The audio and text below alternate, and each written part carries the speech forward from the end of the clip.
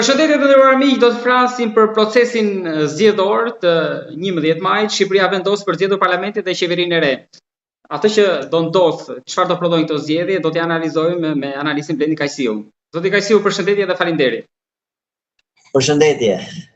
Faleminderit shumë. A ka frym ju si e keni parë gjithë të fushatë, pra mund të ketë masivitet në këto zgjedhje dhe a mundet që të kemi një çfarë do korr opozita në fakt, çka kanë bjerë këto 4 vite, këtë muaj edhe çfarë do korr nesër me daljen e rezultateve. Prisin e risi?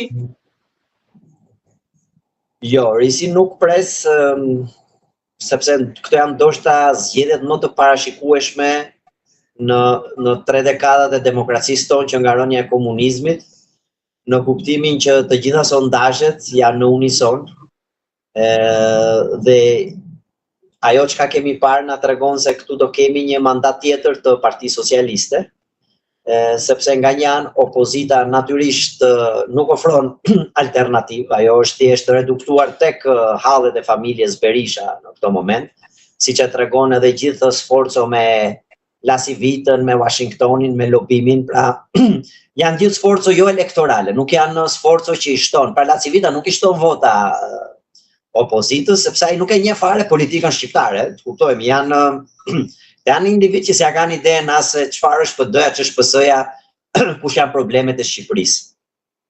Por është një sforco, domethënë, për të hequr non gratën jo thjesht të zotit Berisha, por të familjes Berisha, sepse non grata atyre është aplikuar familjarisht.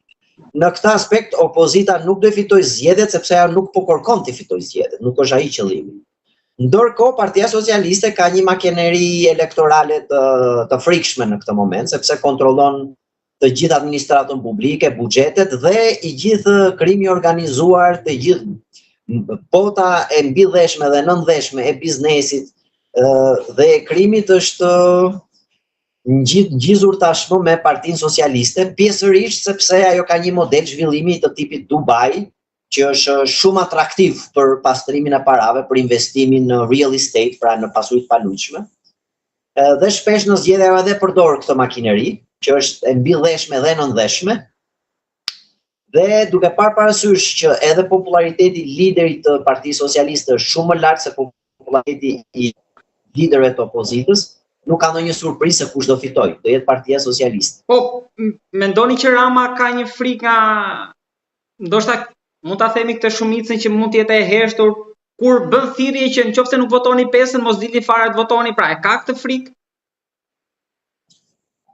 Jo, domethënë Rama po luan më shumë për maksimizimin e fitores, jo thjesht për fitoren. Pra rreziku më i madh i Ramës është që mos marrë 70 vendet në parlament, apo jo. Por nuk diskutohet që do jetë forcë e parë. Dhe në momentin që ai është forcë e parë, natyrisht që ai do ta formsojë qeverinë. Pra edhe në rastin më katastrofal që nuk merr 70, po merr nuk e di 68 apo 66, që do ishte goditje e madhe për PS-n. Përsëri qeveria me PS-n do bëhet sepse nuk ka asnjë forcë tjetër që të jetë motori i formimit një qeverisje. Në këtë aspekt probabiliteti është shumë i vogël. Kur ai thotë mos dilni të votoni, Ramës nuk e intereson pjesëmarrja masive.